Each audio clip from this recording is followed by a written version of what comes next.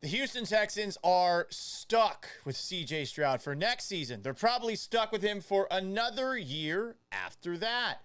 So how do they give themselves a better chance to succeed with him? We'll take a look at that and everything that the Houston Texans said yesterday when they cleaned out their lockers. I'm Paul Gallant. This is the Gallant Says podcast for Tuesday, January 20th, 2026. Hit it. A radio show host in Seattle called Paul Gallant. Paul Gallant's wondering the same things a lot of people are. You are definitely living in the hindsight world today, Paul. I was just kind of curious what Paul gets to see. Grow up, mother. You kidding me? Paul Gallant, what the hell is wrong with you?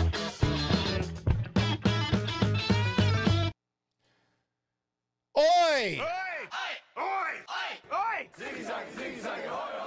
Welcome aboard the Gallant Says podcast live on YouTube. Like and subscribe. Twitch at Gallant Says. Give me a follow. I'd appreciate a sub. Instagram at Sports Gallant.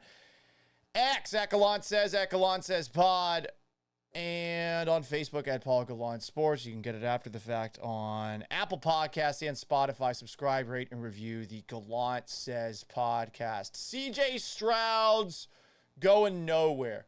You remember that Spider-Man, the original Spider-Man movie with Tobey Maguire? There was this awesome character called Bonesaw. This is the person who Spider-Man first goes up against as he's trying to figure out what to do with all these new and awesome powers that he has. He's played by Macho Man Randy Savage. There's a line that's stuck with me for my entire life. Hey, Freak Show! You're going nowhere! You're going nowhere if you think the Houston Texans are going to be in a world in the near future without CJ Stroud. They're picking up that fifth-year option, and he's going to be the Texans quarterback next season. They might make some changes around CJ Stroud. I hope they do. But he's going to be your quarterback next year. So you can handle this a couple of different ways. Either you can be upset about it, or you can try and figure out how to get more out of Stroud going forward. Because as Bonesaw said, hey, Freak Show! You're going nowhere! You're going nowhere, man. You're going nowhere. CJ Stroud yesterday spoke with Houston Texans beat reporters and more and had this to say about what this loss means for him. Big picture with this video courtesy of Chancellor Johnson. Here is the quarterback of your Houston Texans yesterday. What people are saying, whatever, I just add fuel to the fire, makes the story a little sweeter, and I just, I'm excited to see where my career goes and, my play. And I know this ain't the end of CJ Stroud, this ain't the end of my career. There's, like I said, the sun came up this morning. I got a lot more ball to play left, and I'm excited to do that. So, I'm just, add fuel to the fire and, just continue to be motivated. And, this ain't going to be the last time people going to count me out or count me in. And so it's all about, how God views me, how my teammates, my family, my friends, and how I view myself, and I'm going to continue to do that. I mean, it is about how everyone else views him. I know he's talking about how his family and God and all that stuff, and he says this isn't the career end for CJ Stroud. He did say it in the third person. It's more about this, though, guys. It's more about no one believes in him in the city of Houston anymore. You have a couple of people who are trying to be pragmatic, who are trying to be rational. I'm sorry. I speak for the common man. Everyone's out. And all your spin jobs are not going to work, at least for the next couple of months. It's not going to work. I see a lot of boboing out there. It's not going to work.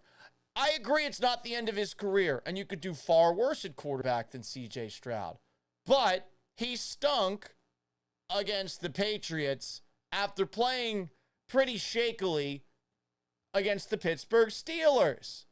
So with that in mind, hey, what do you do here? How do you get better? I think the only way to get better is to fix the supporting cast around him, since, as Bonesaw said once before, Hey, Freak Show! You're going nowhere! so let's get a little Coldplay in the mix. Anyone hear this song before? Try your best, but you don't succeed. I will try to fix you. How do we fix CJ Stroud? What is it that we can do for a man who yesterday said that he thought he played well in the second half and seemed to think he played well against Pittsburgh? Here are some ideas. First off, a sports psychologist. I saw some people yesterday bringing up that Framber Valdez got a sports psychologist, and at least for a time, it helped him out. Just for a little bit. And then he had a bit of a meltdown the last couple of years. But for a little bit of time, it worked. Now, different. Asking a pitcher to compose himself once every 5 starts versus a quarterback who's got all sorts of pressure on him, right? A little bit different, but that's a place to start. I see some people bringing this up on TikTok, on Twitch. How about you find CJ Stroud a better offensive coordinator? Now, I think it's worth acknowledging that Nick Caley was better than Bobby Slowick. So, do you want to take away CJ Stroud's offensive coordinator and give him his 3rd offensive coordinator for his 4th year, when it does seem like he's got a rapport with Caley? You'll hear some of Stroud's endorsements, 2 endorsements yesterday at his exit interview. You could definitely do better at offensive coordinator, but I think for a guy that looked as rattled as he was against the Steelers, you're just going to rattle him more if you bring out somebody else who's maybe a little bit more confrontational or adversarial with Stroud than Caley is. So, if you're not going to change the offensive coordinator, hate to say this, but quarterback coach Gerard Johnson, you probably needed somebody else. I like Gerard Johnson. Gerard Johnson once at a Sports Radio 610 Combine helped me shave 0.2 seconds plus off of my 40-yard dash to the point I was running a 4.8 in about 10 minutes. I think the guy's a good coach. I base it off of that. I know him personally. I wouldn't say that we're friends, but I do feel like we are friendly. And I hate to be calling for a guy's job like that when you know them. Like, it's more than just seeing them at a podium. You know, he was on my TV show a bunch of times with John Lopez, Sports Zone Unfiltered, which was on Cube 57 back in the day. But something's got to change. And when your quarterback's looking rattled on the sideline, you probably need somebody else. Who is that quarterback coach? You're not going to get Mike McDaniel to go down from being a head coach to a quarterback coach, at least to keep him around for very long. So what quarterback coach could you potentially bring in? That's something you got to think about. We'll see if that's a route that they consider.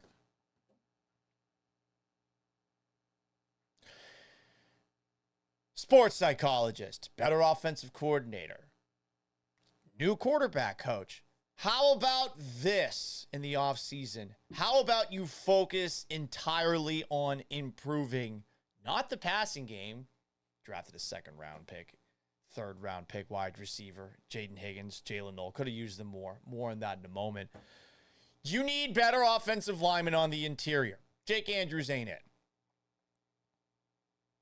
You shouldn't be moving a right tackle and Titus Howard over to guard, unless that's his best position. Zariante Ursari's best position, left tackle.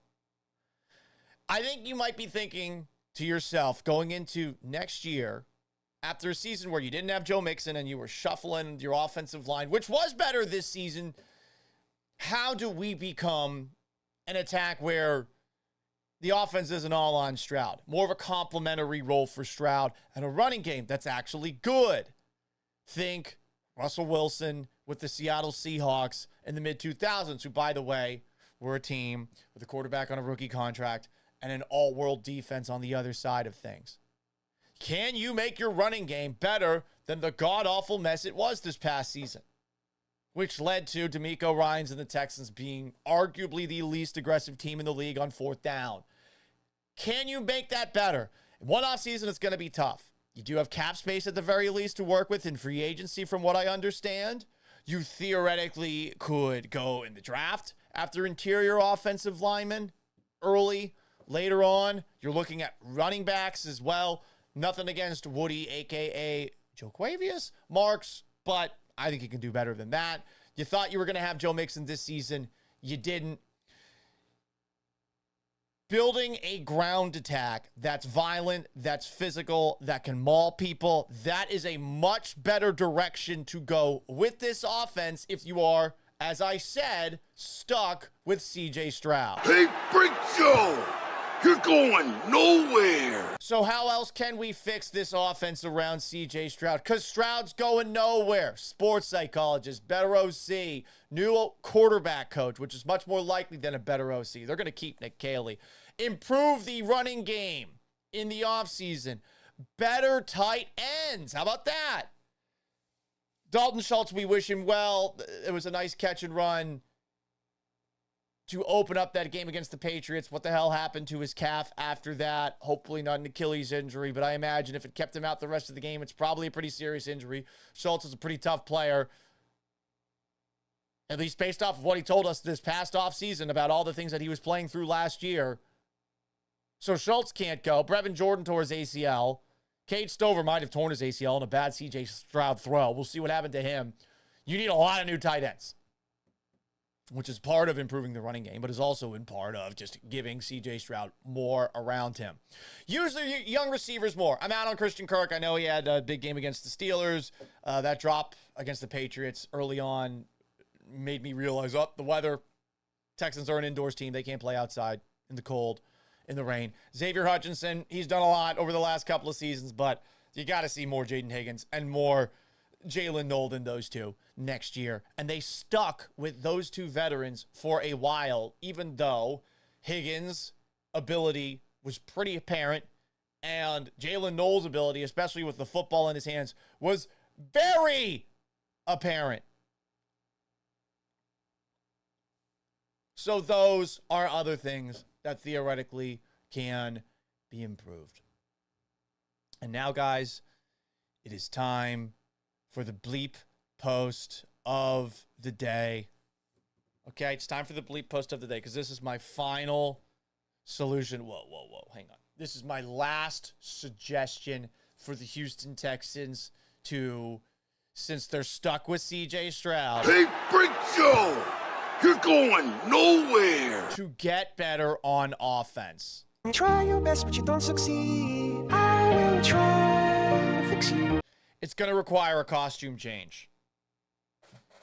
I have a Larry Bird jersey, Celtics Larry Bird jersey. For those who don't know, I met Larry Bird before the first ever sporting event I went to in my life. Larry Bird was very cool to me. He said, "Hey, Paul, you going to scream and cheer?" And scream and cheer I did, 6-year-old Paul, going to a Celtics Hornets triple overtime game. What year was it? Was it 1995? Maybe 1996? I'm not 100% sure.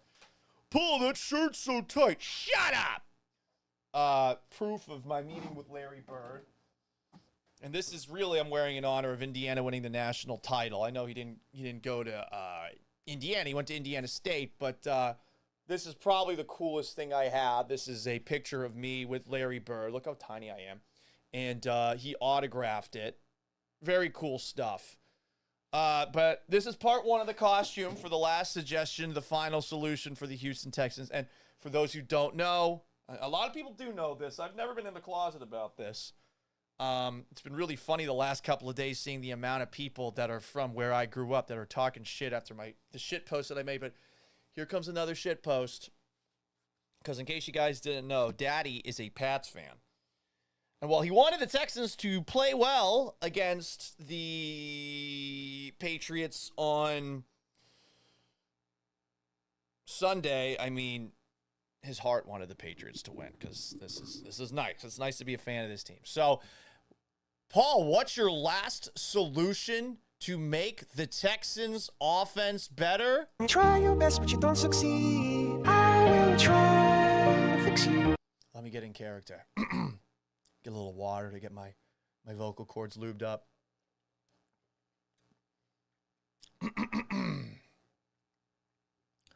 Yeah, you saw the Texans lose to the New England Patriots on Sunday, huh? Well, I got a solution to make the offense better. You need more Patriots. Duh.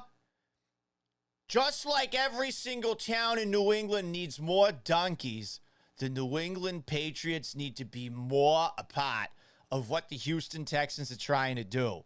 Oh, you got an offensive coordinator who's an ex-Patriot. You got an offensive line coach who's an ex-Patriot. You got a pass game specialist who's an ex-Patriot. You got a guy who's the brother of the Patriots offensive coordinator. That's not enough. You need more Patriots to be a part of this Texans organization going forward. You saw the game on Sunday. How about you trade every single draft pick you have from now until the end of time for Drake May? How about that, kid? Huh? That's the best deal you'll get other than ripping a pack of Marlboros and Newports at Cumberland Farms with the coffee to go. That's how you do it. How else could you theoretically make this offense better? More Patriots, so you're trading all your draft picks for Drake May. You're bringing in whatever Patriots offensive assistants who have been there over the last 50 years. You're bringing them all in. Doesn't matter what era. Doesn't matter. Hell, I'd even think about bringing my Lord and Savior, Tom Brady, back into the mix. He's retired, you think to yourself, right? Oh, he's going to be in the Hall of Fame in the near future. No. He's an owner with the Las Vegas Raiders. You got to bring this guy back in. He's better than CJ Stroud. Remember when he was talking to CJ Stroud that one time too, by the way? And the best year of CJ Stroud's career was right after that? Well, I don't know. Maybe Tom Brady, he hires Tom Brady on the side, CJ Stroud, and he incorporates the TB12 method into the mix. These are the things that the Houston Texans got to do to make the offense better. And if they think they're above bringing in more Patriots, they're a bunch of fucking losers. Losers. Yeah, I said it. I can say it. Every single time the Texans have played the Pats, what's happened? They've gotten shoved in a locker. In a locker. So we're talking all these ways to make the Texans better. A sports psychologist, an offensive coordinator, a quarterback coach. Yada, yada, yada. It's all about the Patriot way. You want to do the Patriot way. And if you don't, you're a fucking loser. Anyway, there you go. There you go. I'm seeing some comments here. Hieroglyphics McGahee comments on the TikTok. Drake didn't do any better than CJ. Sir, CJ threw 4 interceptions in the first half. Are you fucking stupid? Is the man retarded? What are you talking about? For using that word. Oh. I have my first cousin. We just put him to. He died a few months ago. What are you talking about? This guy's still in denial. You're going to lose to a second-string quarterback. Dog, Stroud played poorly. Don't lash out irrationally at the guy who took him down. Maybe they do lose. I don't know. But, dog, you need more Patriots, clearly. Some people are not happy about this. Bakari Walker says, GTF out of here, man, with that bleep. Sir, I'm sorry. I'm sorry. You just don't know ball. I know ball. My parents had sex in the best part of the country. Shout out to some of the gifts. H-Town Rob. Bakari Walker did send a gift a little bit earlier. What if he's thinking about bringing it back? On Facebook, a comment. CJ with offensive coordinator Nick is mad at mad at offensive coordinator Nick Mills with OC Nick. Fans mad at CJ again with OC Nick. Fans pissed off at CJ. Results is the problem isn't all Nick, but more so CJ. Yes, sorry, that was a little bit confusing, Chris. A little bit confusing there. But there you go. We're having a tough time incorporating the YouTube chat in once again, which is driving me absolutely crazy. Let's see if this works this time around. Because this chat thing that we have to this side is so cool. It's so modern. And yet, it just keeps on giving us issues, you know? I don't get it. I truly do not get it.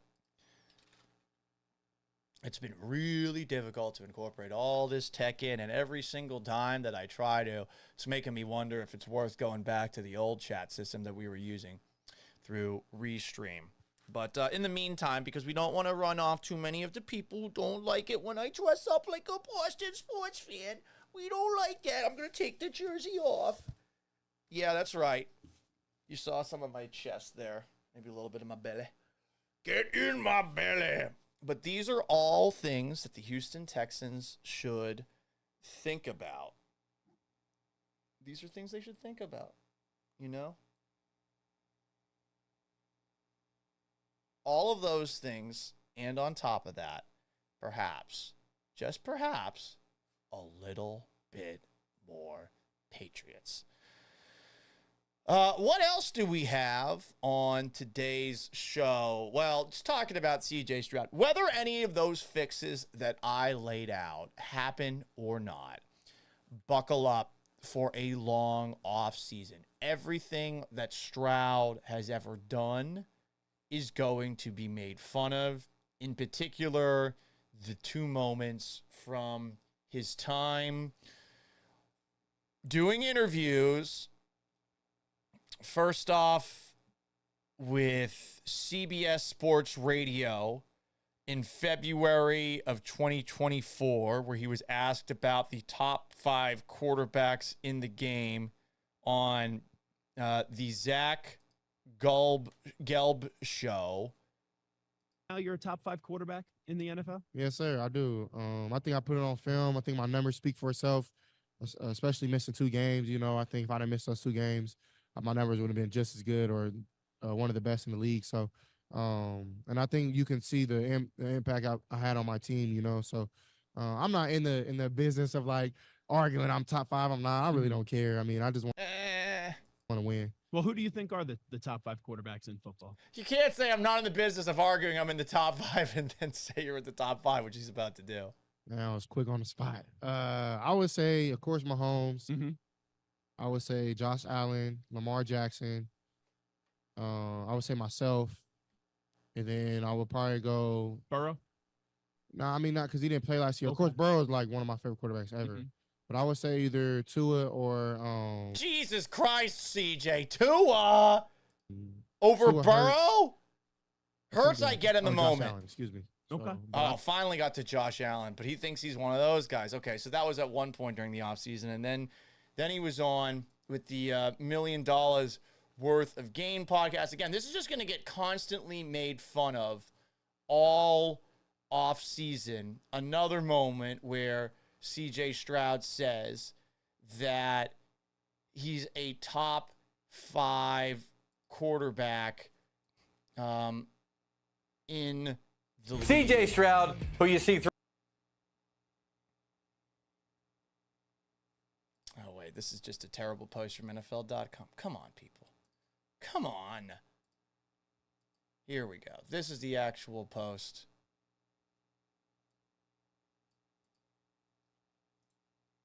Hang on a second. And there we go. Top 5, gotta put Mahomes. Mahomes at 1. Lamar at 2. I'm going off of last year. I'm not going off of like career. I'm going off of what happened last year. Patrick, Lamar. I'm saying myself. When Herbert was playing, bro. But I'm going off of last year. So Lamar, myself. Patrick, Lamar, myself. Hurts. I'm going Jalen Hurts, and then I'm gonna go. Oh no, I'm tripping. Let me go. I'm going. Tripping? So look, final 5. I know what I'm doing, dog. Mahomes, Lamar, myself, Dak, Joey B. No, he didn't really play last year. And then Hurts. No Josh Allen on that list. He does say there he doesn't know what he's doing, and he is being asked to do it on the fly. But not so great, and that's going to get brought up. CJ Stroud said he was a top 5 guy. Other things that are going to be brought up. You got this. Anyone see this picture last night after Carson Beck threw that interception to end the national championship and give Indiana its first one ever? There's this. Yeah. You're going to have to deal with it. You've also got this moment where Charlie Batch is catching strays. Someone posted CJ Stroud is the best defense in the world and has regressed to Charlie Batch. Charlie Batch asks, how did I catch a stray in this, LOL? And I think Charlie Batch had like a 5-4 career record as a starter. So people were coming to Charlie Batch's defense. We've also got this moment. I don't know how many people saw this, but this was getting clowned, especially by Boston Sports Radio. Here is a clip of what CJ Stroud does before the game.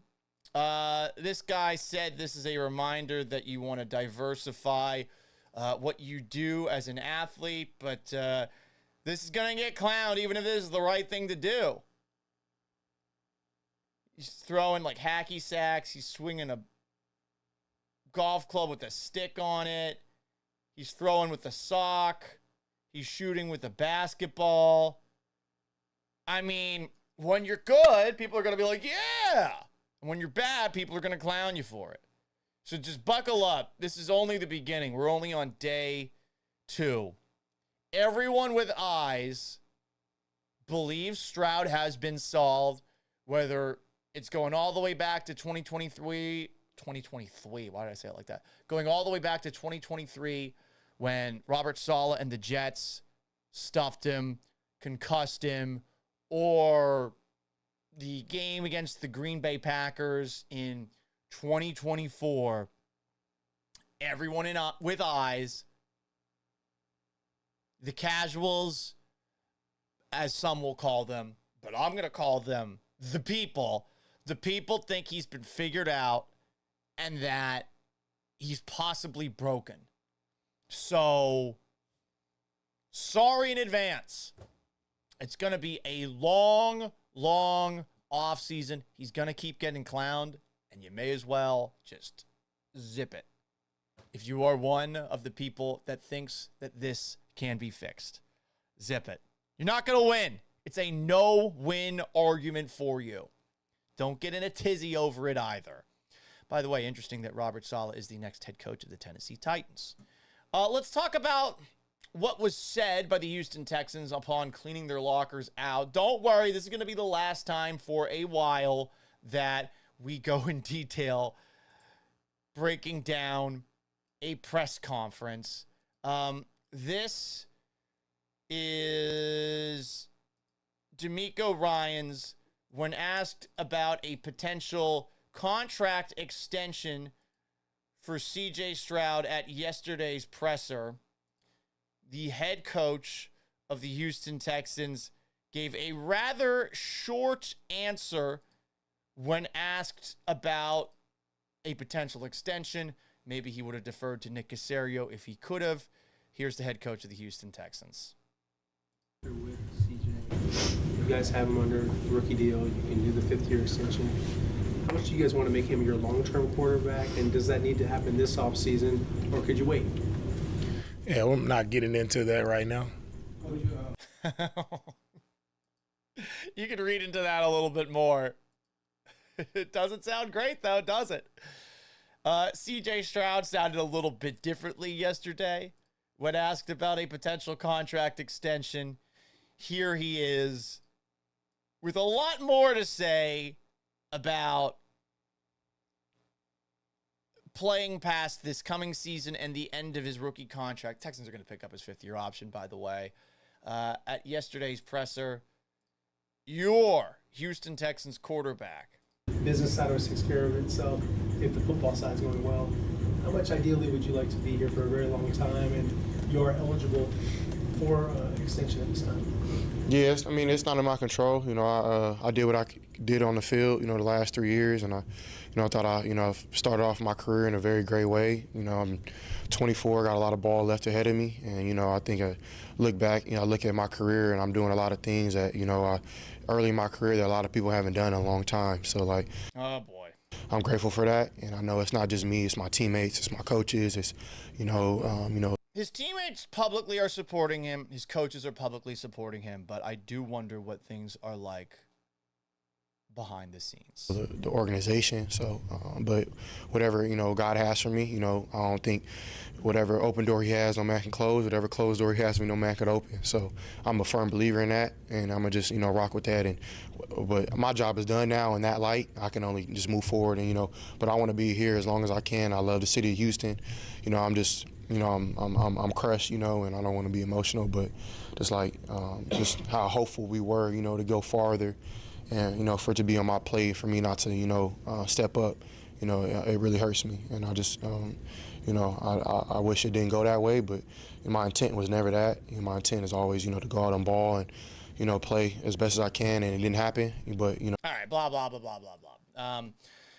There you go, guys. That's CJ Stroud. We do have a question. Oh, ooh, okay. I like it when we get like this.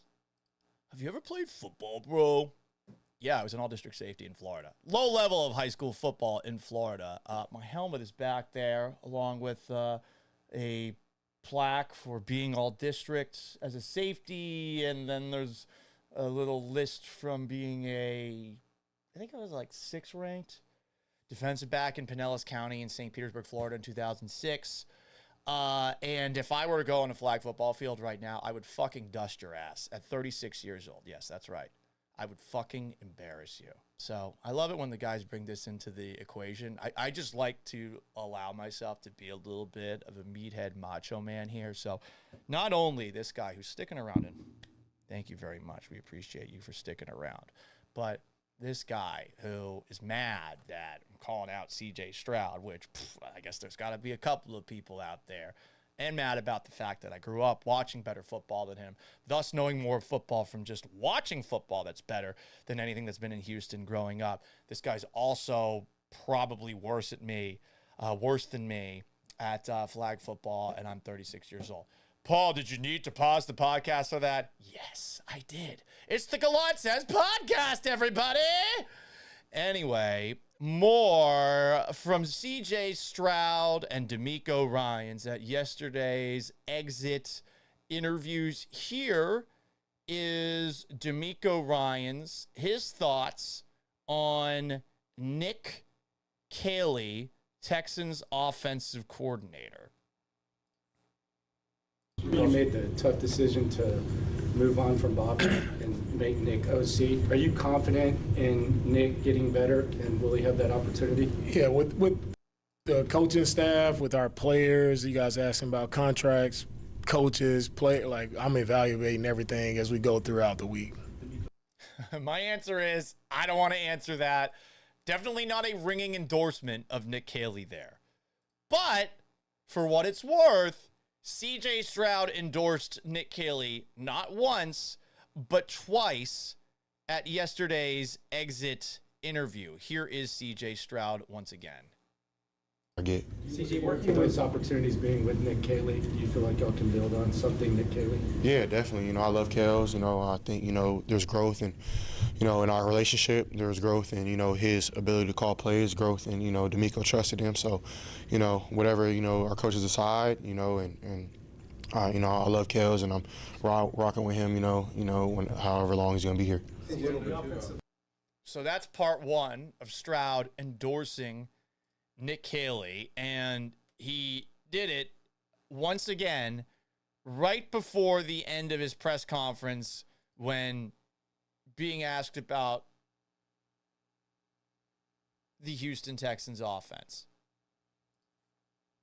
You mentioned something that was mentioned a lot this season with the offense, and it was the play calling, the urgency. And is that not something, like, forgive my ignorance, that can be fixed in the middle of the season? Is that not possible? How do you go about changing that? You mentioned that it's foundational and that it's simple and it's important. There's a lot of things that can be fixed. I think that's an area that, we tried our best. I think when, you have injuries, you have, different things, and then you have a new system, you're still trying to find your identity throughout the year. So, like, what we were running in the playoffs wasn't what we were running in week 1. It's a whole different offense because it just changes. But, like, hopefully around that week 5, week 6, week 7, week 8 period, you start to find that identity. I think we did that. But, yeah, I think those things need to be fixed and, they'll be addressed. And it's not just on Kels. So I want to snip that in the bud right now. There it is right there. Now, it's on me as well. It's on, our everybody. It's not just me and him. It's everybody. But, it starts with me, and then it goes to him. It starts with everybody. So, it starts with us, too. So, It starts with everybody. That's an unfortunate Freudian slip. I'm not going to just put it on him or, I don't want everybody just to put it. I'll raise my hand and say me. So, those things will be fixed, and we'll be able to be better from that. A lot more effusive in his defense of Nick Caley than he was with Bobby Sloak at the end of last year. So, I think CJ Stroud wants Nick Caley back next season. I imagine Caley will be back. I do wonder about quarterback coach Gerard Johnson, and they're definitely going to be making some changes on the offensive line. Definitely will be making some changes. By the way, for what it's worth, I know there are a lot of people out there who do not like Nick Caley, Texans offensive coordinator, but under Nick Caley, the Texans finished 13th in scoring offense, 18th in total offense, 14th in passing, 22nd in rushing offense. Compared to with Slowick, 19th in scoring, 22nd in total offense, 21st in passing offense, 15th in rushing offense. No Joe Mixon, which they found out right before the start of the year. They got better in all the passing offense categories. The running game, though, non-existent at the very, very end. I don't hate Caley. I know a lot of people out there do. I think you could do better than Caley. I think we should all agree on that. But I do not dislike Nick Caley strongly. I know a lot of people do because of the Patriots Association, and I get it. I do get it. There's a lot of Patriots here. As much joking as I did a little bit early. More from D'Amico. Ryan's now talking about CJ Stroud at yesterday's exit interview. He said that he's not going to let a couple of bad plays dictate to him who CJ Stroud is. As that as well. I thought just throughout the season, I thought he did a really nice job of coming in, learning new offense, new scheme. Thought he picked it up well. We got better as the season went along, and he made some plays to allow us to win a lot of football games as well. So I'm not gonna let the bad plays there in that game, really for me dictate to me who CJ is. I know who CJ is. I know what he's capable of doing, and so we just keep looking to get better. No one feels worse about the situation than CJ, right? He feels bad, for the team. Good for you. Good for you. Good for you. You're not going to let the bad plays dictate who CJ is to you. Good for you. You're one of a very few. You're very patient.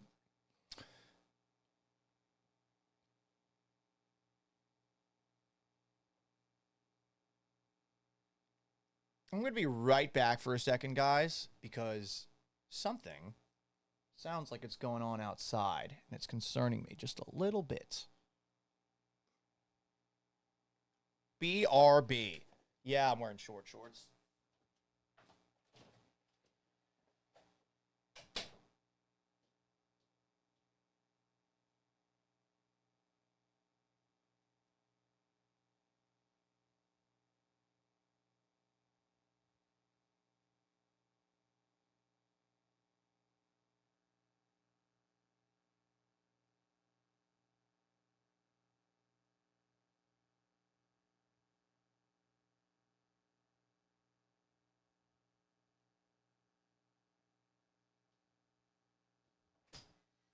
Breaking news. It was my Roomba. Paul, you don't even know what a Roomba sounds like? Yeah, dude. I thought that like water was rushing or something. Where the hell did my headphone go? It's not the best. It's not the best headphone setup. That's for damn sure. I have this headphone set up entirely so that if I'm doing a TV hit or something like that from here, you can see my glorious mullet. But, yeah, guys, sorry for that. That was just my Roomba. For some reason, I thought that water was rushing in my place. And now you know. And now we're back. Dan Stroh says, ICE is knocking on my door. He could be. It could be. You never know. Have your papers ready to go. Here is D'Amico Ryan saying that CJ Stroud's just got to flush this one. The guys got better as the season went along. You often talk about how difficult it is to win in this league and how every year is its new year. What do you say to the guys who, were so close, like especially the young ones, and put so much into it, and you're like, you kind of start over next year? What do you say to them that's encouraging? Yeah, for the young guys, especially our rookies, I thought all of our rookies contributed a lot to our season. They stepped up, and did some really nice things for us. And I tell those guys you don't have long to rest. Like, you have to get back to, really training your bodies throughout the offseason. That's where I've always seen the growth from year one to year two of guys that attack the offseason the right way, especially the winter offseason program. Guys that attack that the right way, they really set themselves up to have a really great second year. So I'm just encouraging our guys to do that, be all in on getting that, that personal training, very position-specific training that they need to improve their game. So there he is. Flush this one, improve, figure it out. He also, at his press conference yesterday, said that Stroud, however he can, has got to go out there and make sure that when he's out there, that he is not listening to the outside noise. Easier said than done. No, definitely easier said than done. Way easier said than done.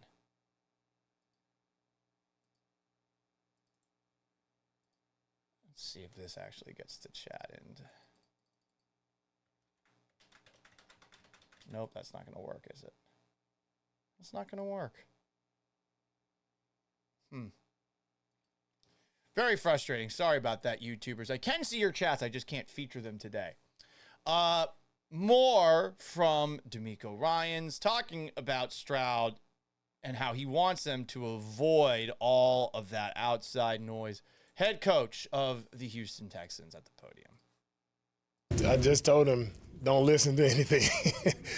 Go put your phone away. Don't listen to anything. It's going to be a lot of negative talk out there for you. So specifically, I just told him he needs to get away, clear his mind. Because right now, at this moment, I know it's going to be a lot of attention on him, a lot of negative media, and today a lot of questions about him. That's what it is, and he understands that. Understand the position that he is in. As a quarterback leading the team, a lot is expected of you. A lot of eyes are on you. So when it doesn't go right, it's going to be a lot of negative talk about you. So he understands that, and he just can't allow the opinions of others to weigh who he really is inside. But there's some truth to what they think about him. More on Stroud and his exit interview yesterday, and we're almost through it. We'll be done with Texans audio for a while. I know a lot of the Twitchers hate that when we talk about the Houston Texans. CJ Stroud said his faith is how he deals with public criticism. Okay. He said that this year he did some uncharacteristic things and that he's going to learn from it. I don't know if it's quite uncharacteristic. Here's the quarterback of your Texans. Also, CJ, what were those things that you just mentioned that you felt like were uncharacteristic, and separately, what areas did you feel like you did grow? I think just the turnovers. Like I haven't really been prone to turnovers in my career, especially like, the timely turnovers. Where I've, like I told y'all before, I don't know, man. I look, his rookie year, he had very low interception totals, but there were a lot of plays that were very close to being intercepted that the Texans got fortunate on in his rookie season. Go back and watch the tape. Really, I've been on some great teams, my whole career, where a lot of them were, offensive driven, and like, playing for Coach Day, where, we're taking shots and all these, and then, like being on this team, where, we're more full everywhere, where it's offense, defense, and special teams, but defense is is making a bunch of plays. So this year was a step for me where like I didn't have to be Superman all the time, and I'm still growing in that. You know what I'm saying? So I appreciate my teammates for taking a lot of pressure off of my plate, but also they do know that I can make those plays. So I'm appreciative of them having that perspective, and I feel like I've grown in that way of like, taking what's there, in ways where, I would have taken a shot there or just, take care of the ball in some other ways. But, I just seen some growth in my footwork, in the pocket, trusting my guys, staying in the pocket, not just running around, but, staying strong and firm. So I think I made a step in that area as well. But, always things to improve, and I'll do that. Okay. Well, that's neato. That's certainly fun. But, I mean, are we actually going to see that happen? I don't know, man. I don't know. Are we going to see him actually clean all of that up and learn from it? I have a hard time with that one.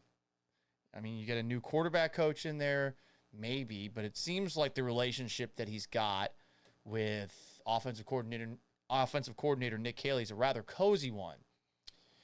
More from CJ Stroud. He was asked if the mistakes he made were more mental than physical. Here's the quarterback of your Houston Texans. To the turnovers, how much of it do you think was mental versus physical?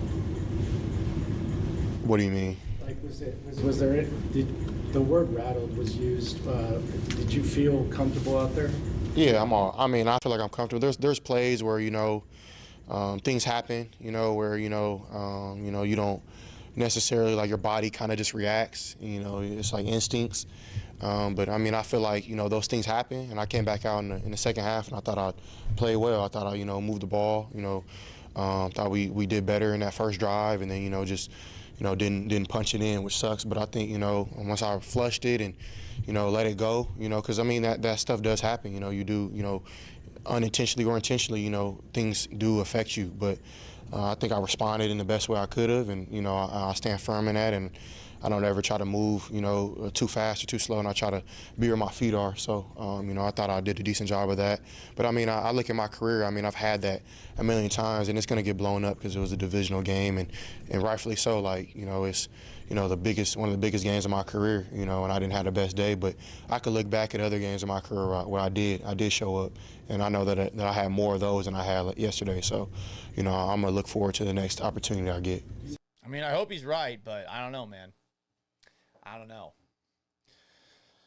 So that's D'Amico Ryans, that's CJ Stroud. That's the last time we're going to hear from those two for quite some time. Here is Will Anderson, who is up for a big-time contract extension and played his ass off against the New England Patriots on Sunday. when asked about a potential contract extension with Houston. Will Anderson, ladies and gentlemen. Here he is. We got to unmute it. We have at least figured out how to incorporate Instagram comments. Shout out to Come Up King. Throw the whole quarterback away. I don't know if we're going to go that far. No fit the culture. When we talked about this at a community event last summer, he told me that you would love to be a long-term Texan. You're now eligible to do that. Yeah. How much is that something that you hope that you could do it as soon as this offseason and have your representatives do some business with the Texans? Yeah, most definitely. Of course, I want to be here my whole career.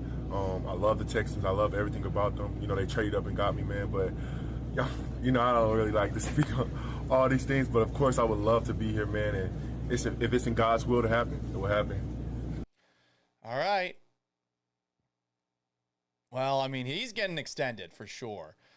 I bet he gets a 3-year deal, and he's going to get paid a shit ton of money over those 3 years. You take a look at how Nick Caserio has handled contracts with the Texans before. It's always been about 3 years max. Comment from Debrew, pay that man. I totally agree. 100%. Pay Will Anderson. What else do we have afterwards? We got Kamari Lassiter endorsing CJ Stroud. I think we're tired of hearing from Texans, I'll be honest. I put too many audio clips in this show. I've got to stop doing that as much. You're here for me. You're not here for all this audio. So next time around, we're going to have a little bit less of that. Everything that you might have missed over the last couple of days in the world of sports, guys, it's time for a little segment that we like to call In Case You Missed It. Because a lot of stuff went down. A lot of stuff. You know? A lot of it went down. Let's get it. And away we go. He said as the audio was waiting to load. Did you catch everything this weekend in the world of sports and beyond? I do not recall that, okay? It doesn't ring a bell. Sorry, I have no recommendation of that. No idea. Absolutely not. And now, in case you missed it, everything that you might have missed over the last couple of days in sports. Indiana won the national championship last night. Shout out to Miami. They showed a lot more fight than I thought they would. I thought Indiana would run away with that game. Fernando Mendoza, baller. I love that guy. The putting his body on the line, team on his back, dude. Josh Allen-esque touchdown he scored while getting hit in the back was a thing of beauty. He's a bit of a dork. Did you like how he brought up the word synergy in his post-game speech? I love Kurt Cignetti. Cignetti after the game. It took him like 20 seconds while talking with Molly McGrath to realize, oh yeah, I've won the national championship. He's still got a scowl on his face. Yeah, our offensive line couldn't block today. That Beck interception at the end, anticlimactic. Is Carson Beck dating a Bella Danger, or is a Bella Danger just at this game? And for those who don't know, a Bella Danger was at, she was at the game. And if you know who a Bella Danger is, real ones know. Real ones know. But they were constantly showing her throughout the game, and she seems to be a strong and powerful, independent woman. Anyway, continuing to go through everything that went down in the world of sports the last couple of days, lots of moves have been made in the NFL when it comes to head coaches and extensions. First off, the Bills fired Sean McDermott just hours after he had given that speech after the game. I'm doing this for Buffalo, damn it. Talking about how he was frustrated with the officiating at the end on that catch or no catch by Brandon Cooks. The Dolphins hired former Packers defensive coordinator Jeff Hafley as their head coach. Yeah, that'll work out. Dolphins have a great history of hiring ex-Packer coordinators like Joe Philbin. Dolphins are a terrible organization. The Falcons hired Kevin Stefanski. I guess Arthur Blank, owner of the Falcons, cooked Stefanski's steaks at his home. Don't you have your own personal head coach? Excuse me. Don't you have your own personal chef if you're a billionaire? Cook a steak at home? Does this make you more, I don't know, relatable? No, I don't think it does.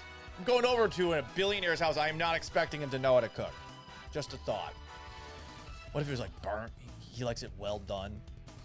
The Bills, who fired Sean McDermott, did extend general manager Brandon Beane, even though the Bills, and specifically Sean McDermott, had questions about the talent on the roster. I think they should have moved on from both. I'm surprised Brandon Beane's going to get to find the next head coach. The Packers extended Matt LaFleur and GM Brian Gutekunst. The Giants hired John Harbaugh. Apparently, there's a ridiculous story behind the scenes with that one. And I guess they blocked the Titans from hiring him. And the Titans, yesterday, hired Robert Saleh, who may be the reason that CJ Stroud has been figured out. That's at least the idea of some. Did Amy Adams Strunk hire Robert Saleh because of that? Because she's still so petty about Houston? Maybe. But I bet it was more about Robert Saleh looks the part. I don't know if he is the part as a head coach. It was a pretty disastrous moment with the Jets. Anyone remember the speech he gave to open up Hard Knocks? Let's just listen to it. All right, you can take your pens out on this one. This is a life lesson for everybody. For everybody. 3 nights ago, I was in deep thought. I was smoking the Oski Woski. I kid. And I was thinking about you guys. I was thinking about all the excitement surrounding us, man. All of it. Did you know that the only bird in the world that will attack an eagle is a crow? It's a crow. That's the only bird that will actually have the balls to attack an eagle. It will perch on the eagle's back and peck at its neck.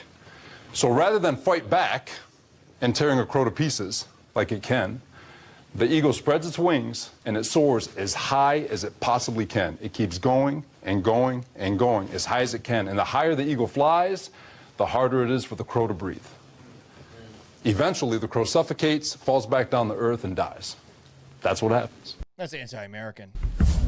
Guys, we got a great deal of hype around us. We do. This is how the Hard Knock season began, with that speech from Robert Saleh. We'll see how they do with Saleh in charge. I'm not expecting much. Tony Romo, under a lot of fire, was back on the mic for Saturday's Bills-Broncos game. I thought I missed his monologue, or that perhaps he wasn't allowed to read the monologue. I'm going to do an impersonation of it because CBS will copyright strike me.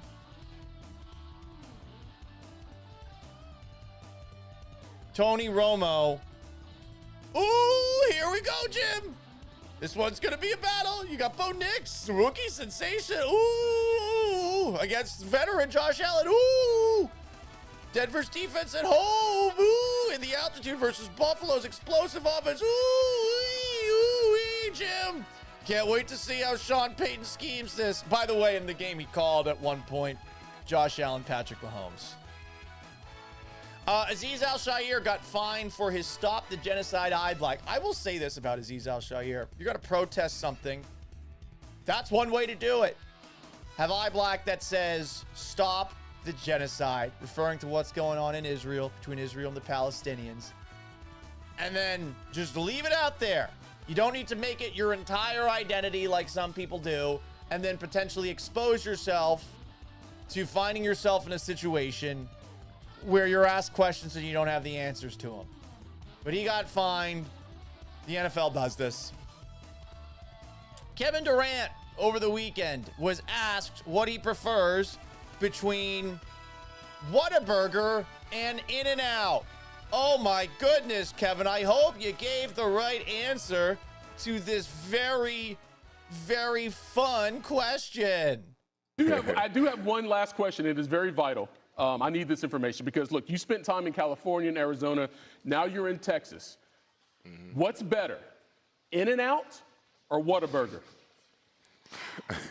Yeah, see? I'm gonna go Whataburger. Why? Because you there now? That's why? I mean, when I got down to Texas 20 years ago, University of Texas at Austin, Whataburger is the first thing I had, so it's ingrained in my brain right now. So they tainted you from the jump. I get it. It's all Five good. Guys, by the way. It's all good. It's Five Guys. Five Guys now in the conversation. We're talking two different things, Briscoe.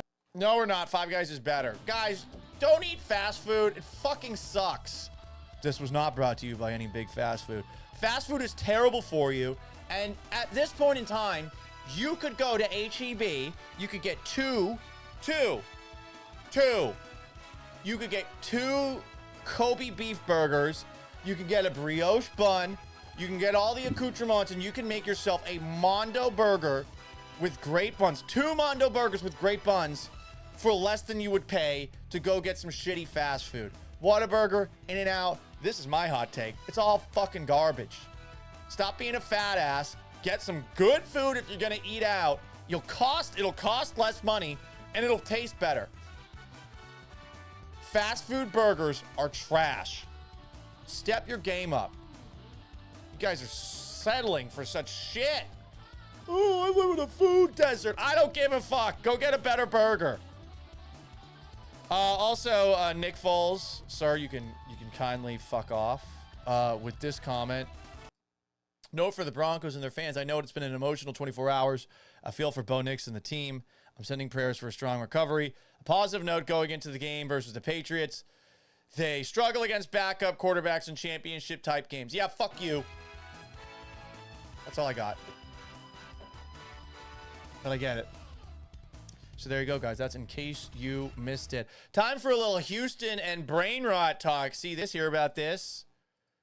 A Houston police officer is accused of racing at 130 miles per hour with a child in the car. Whatever happened to family? And by family, I mean whatever happened to living the life that the people who were in the Fast and Furious movie franchise wanted us to live. First off, if you're a cop, you're above the law. You should be allowed to go 130 miles per hour. Oh, kids in the car? Doesn't matter. Family. It's all about family. A Houston police officer is facing charges for allegedly racing with a child in his car. He gave the child the experience of his life. Court records show Giovanni Quinn Guma Tau is charged with racing on a highway. Released from jail on bond, $11,000. Guma Tau was arrested after participating in a drag race. Oh, my bad. It was a drag race. I thought he was just going. Like, there are some spots between Houston and Dallas you can go 105 easily, maybe even more. Just got to keep an eye out for the 5-0. He allegedly had an 8-year-old child in his car at the time and was relieved of duty pending the outcome of the investigation. Listen. I understand that people are going to say that you should know better, but I don't know better. And he didn't know better. I bet this man loves the Fast and Furious franchise, much like me. Greg Todd asks, do you even read these posts, Paul? Yes, I do. How about that? More Houston and brain rot topics. Did anyone see this? Did you hear about this? Farrah Abraham, a strong, powerful, independent woman who has also been in the same industry as the famous Miami fan, was, I guess, on TMZ, and I can't play this clip. I will get copyright struck for it, but Farrah Abraham is going to be running for the mayor of Austin in 2 years. We wish her well. We are not sexists here on the Gallant Says podcast, and I think it makes a lot of sense to allow people that were on shows like, not Teen Mom, 16 and pregnant. There's different teen mom shows. God, the people watch a lot of trashy TV back in the day. 16 and pregnant star slash backdoor teen mom star slash backdoor and more star Farrah Abraham is running for office. You think this is like a one small blip on the radar as far as people who are unqualified to run for office running for office? No. Listen, if you've ever had any fame in your life, you know what you should do? Run for office. Screw it. First off, you're back in the limelight. Second, people might vote you in out of spite because they're so dissatisfied with how things are, and they're so sick of the fakest possible people, career politicians that are getting 40-year terms in office and are shitting their pants on the Congress floor or being, true story, taken advantage of because of their dementia by scammers. Greg Todd says we'll see Mia Khalifa run for mayor. LOL. Probably, and I think she's got some takes. Mia Khalifa, for what it's worth, I've heard her speak, doesn't seem to be unintelligent. Farrah Abraham. Is the man retarded? Let me apologize for using that word. I have my first cousin. We just put him to. He died a few months ago. Chris Broussard, come on, man. You can't say that word anymore. It's 2026. But Farrah Abraham is running for office. So there you go. John McLean's Chains asks on YouTube, Paul, are you out on CJ? I don't believe in him. That does not mean I'm out on him. I realize the Texans have him next season. And the year after that, they're going to pick up his fifth-year option. If Bryce Young's fifth-year option got picked up, Stroud's fifth-year option is going to get picked up. I do think that they are probably thinking about, hey, do we start making phone calls to see what we can get for him? And I've got some more ideas on what the Texans should do this offseason to potentially put a little more fire under CJ Stroud's ass. I'd add to all the things that I listed a little bit earlier. Why not scout every quarterback in this year's draft? Why not? Unless you think Graham Mertz is the guy or Davis Mills has more upside than he does. He doesn't. Why not? When the Seahawks had Russell Wilson, they scouted Josh Allen. They scouted Patrick Mahomes. It really angered Russell Wilson. But take a look at what the Seahawks are right now with Sam Darnold in charge and with Mike McDonald and that great defense. I think John Schneider's arguably the best GM in the NFL. He's been doing this for over a decade. You should be looking at quarterbacks in every single draft. You should be looking at every position in every single draft, but you should always be looking at quarterbacks. You never know if there's somebody that's going to fall into your back pocket. I don't know if Graham Mertz is that guy. I did not enjoy watching him at Florida. I doubt he is. We give him a lot of credit for getting out there for the Texans, making the roster and all that, but I'm not out on Stroud. I just don't believe in him anymore, and I think you do everything in your power to make the situation around him better. How much better can you make it? I don't know. But that's what I talked about earlier in the video. Hugh Betches 436 says Mills would have won us that game. If he had played in the first half, I would imagine he would have. I do think he would have made a mistake or two. And again, the Texans running game was not helping them out in this game. Like, there are excuses to be made, but it was a wretched first half performance. And that's why everyone's out on CJ Stroud right now. One last segment before we do the mailbag politics. They're absolutely terrible politics. I don't know how many people saw this video of protesters in Minneapolis going into the middle of a church service to protest. These people, interviewed after the fact, the absolute worst. Take a look at them as well. The absolute worst. I'm not even going to comment on the idea of whether or not you can interrupt a church service with aggressive protesting and yelling at everybody. I just want to ask this question to the people who did that. How does this help you? You are pandering to a very small minority of people who are as radicalized as you. Are you changing people's minds about anything by going into a church to interrupt the service and bring up that somebody got killed by ICE? What are you doing to gain people to your cause? It's the same kind of stupid protesting, and it really feels like only one side does this now. You're doing something, and it's like you want to gain attention. Are you trying to get a bigger following on social media and to grift? That's the only thing I can think of, and I'm not even going to show the hideous human because he's ugly. He's just fucking ugly. I'm not going to show his face because I think that's what he wants out of this. He wants publicity and to become some sort of grift Brooklyn dad or JoJo from Jersey pandering influencer for some sort of political movement. And the right has their fair share of these as well.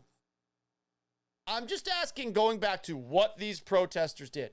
What does it do? Because ultimately, it's just going to have the same exact effect that blocking traffic would. If I'm in this church, I think these people fucking suck. If I'm a regular churchgoer, and there are many people like that in our country, I think these people suck. Who likes this? And I saw there's some also unemployed media personality who might have known about it before, and he's calling all these people in this church white supremacists. Guys, it's just a random church in St. Paul.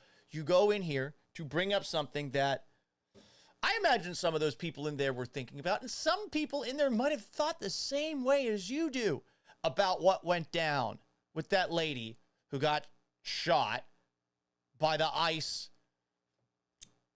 agent who called her a fucking bitch afterwards and did not seem to be very well trained, even if this lady did seem to be a bit of a crazy person. Okay, let's agree on that. Like, these people aren't the most trained people in the world. The video speaks for itself.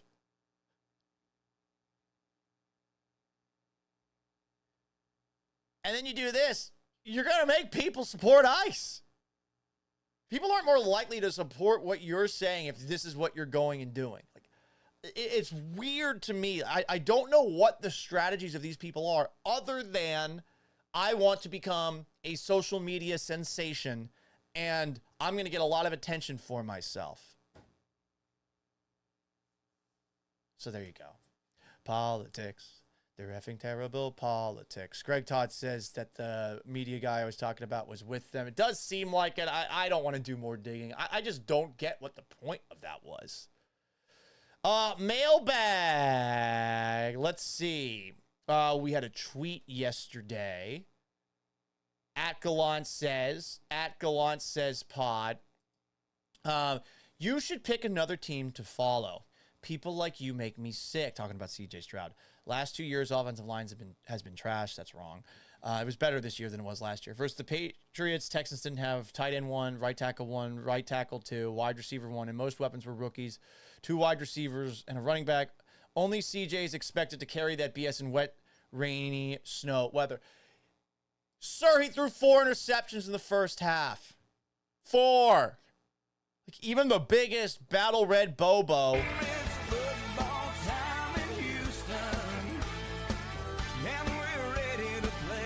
Like, what are you thinking here?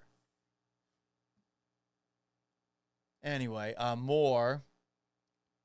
At Sports Gallant, Jonathan sent me this, and you can send a message to the show by voicemail and text message, 281-836-3912. Email gallantsays@gmail.com, on YouTube at Paul Gallant, on TikTok at Gallant Says. At Sports Gallant said, tagged you in my story because my buddy sent me a screenshot of his phone in the second quarter, right before the half. The AI on Google said we had already lost. Just wanted to know what you thought of this. I'm not one for believing in scripts or rigged games, but what the fuck is that? It's this. It's AI has become self-aware enough to realize that there was no way in hell that CJ Stroud, after a 4-interception first half, was turning things around for the Texans. Facebook at Paul Gallant Sports. Adele Strong says, you sound like an asshole with that southern drawl voice. I do declare that is offensive. How dare you? I will sue you for defamation. Danny O'Connor says, Guy, you're effing R-worded. Is the man retarded? Let me apologize for using that word. Oh. I have my first cousin. We just put him to. He died a few months ago. We just play that Chris Broussard clip whenever the word almost was used. It's a funny clip. The second part's what's funny. Everyone says that word, but it's funny that he felt the need to clarify on TV. That is going to wrap up today's edition of the Gallant Says podcast. We appreciate you tuning into today's live show. If you did, you can join me weekdays. Tomorrow we will start at 7 in the morning and occasionally after major Houston sporting events on YouTube. Like this video and subscribe. Twitch at Gallant Says. Give me a sub. I'd appreciate a follow. TikTok at Gallant Says. Instagram at Sports Gallant. A follow on that would be appreciated. Shout out to SWR for the follow right there. X, Twitter, at Gallant Says Pod, and on Facebook at Paul Gallant Sports. It's available after the fact wherever you get your podcasts. If you haven't already, subscribe, rate, and review the Gallant Says podcast on Apple Podcasts and on Spotify. Until tomorrow at 7 a.m., so long, farewell. Farewell and adieu to you fair Spanish ladies. Farewell and adieu, you ladies of Spain. And have yourselves a wonderful rest of your Tuesday.